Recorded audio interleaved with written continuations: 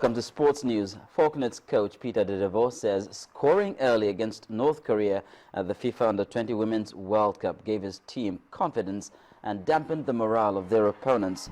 De Devos praised his team for playing with intelligence and following the game plan. He is confident the Falconets can win this year's tournament in Canada despite facing European giants Germany in the final. The final will be played at the Olympic Stadium in Montreal on Sunday. Meanwhile, President Goodluck Jonathan has congratulated Nigeria's under-20 female football side, the Falconets, on their qualification for the final of the ongoing FIFA World Cup in Canada. President Jonathan applauded the Falconets' performance in the semi-final, which earned them a 6-2 victory against North Korea, as well as their very commendable performance in earlier matches. The president urged the team to put in their very best effort to win the tournament for Nigeria. He assured the girls and their handlers of the full support of the federal government and the prayers of all Nigerians for their triumph on Sunday. And World Football Governing Body FIFA has confirmed that the 2014 Club World Cup will go ahead in Morocco in December despite the Ebola epidemic affecting Africa. A FIFA statement said, according to the World Health Organization, there have been no recorded cases of Ebola in Morocco, so there's no reason to discuss a possible change of venue. Spanish and European giants Real Madrid, South American champion San Lorenzo, Mexico's Cruz Azul, New Zealanders Auckland City, and Moroccans Maghreb Tetouan will all participate in the competition. The champions of Africa and Asia will also compete in the tournament scheduled to hold between December the 10th and the 20th. And Real Madrid coach Carlo Ancelotti says star forward Cristiano Ronaldo will be fit for Real Madrid's Spanish Super Cup second leg against Atletico Madrid tomorrow.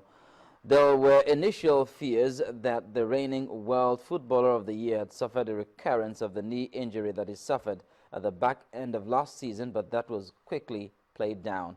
Ronaldo had gone off as precaution at halftime during the first leg at the Bernabeu on Tuesday, suffering a hamstring strain during the 1-0 draw. Real have set their sights on winning all 6 trophies on offer this season, having won the European Super Cup against Sevilla. The fleet of Formula E cars based at the Donington Park racetrack in central England have been driven for the last public test before being shipped to Beijing for the first race of their inaugural series. The organizers threw the gates of the racetrack open to fans, so they've been able to watch the 5 test sessions for free and examine the all-electric cars close-up. The series of 10 races in the heart of world cities is due to start on September the 13th. The intention is to race in the center of a city on the street circuit before an audience who would never get the opportunity to see racing cars up close anywhere else. And that's the finish line on Sports News. Back to you, Joma, with the rest of the news at 10.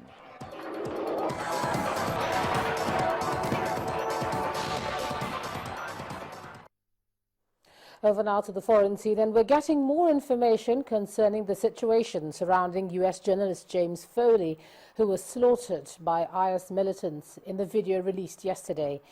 Now, here's Cynthia Are with those details. U.S. aircraft have launched fresh strikes against Islamic State, that's the IS militants in northern Iraq, despite threats from the group American captive in retribution for continued attacks. U.S. Navy fighters and drones provided air cover to Kurdish and Iraqi forces battling IS near the city of Mosul. Meanwhile, there is now relative calm in Ferguson, Missouri, where a black teenager was killed by police after a visit by the U.S. Attorney General Eric Holder. He praised the public for their good behavior and also mentioned that there was no violence and also that 6 people were arrested. During the course of my visit, I met with law enforcement as well as community leaders.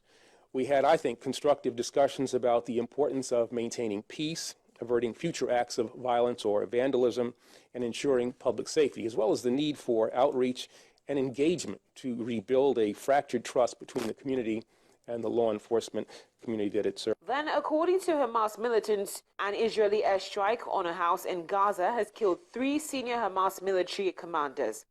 Mohammed Abu Shamala, Mohammed Barhoum, and Raid al-Attar died in the attack near the southern town of Rafah, which Gaza officials said killed at least 10.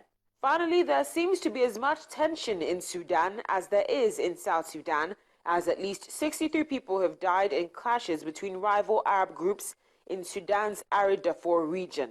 It's been reported that more than 300 people had died in the fighting between Rezegat and Malaya. And those are the top stories on the Foreign Scene.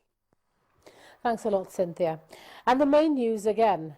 A U.S. doctor and another aid worker who contracted the Ebola virus disease in Liberia have been discharged from an Atlanta hospital after successful treatment.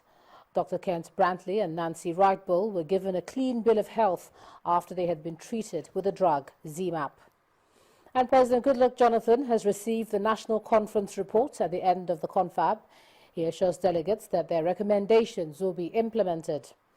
And Israel has killed 3 top Hamas commanders in a fresh strike on Gaza. Well, that's the news at 10 tonight. Thanks a lot for staying with us. Focus on Africa is up next. I'm Ijoma Hunyato. Good night.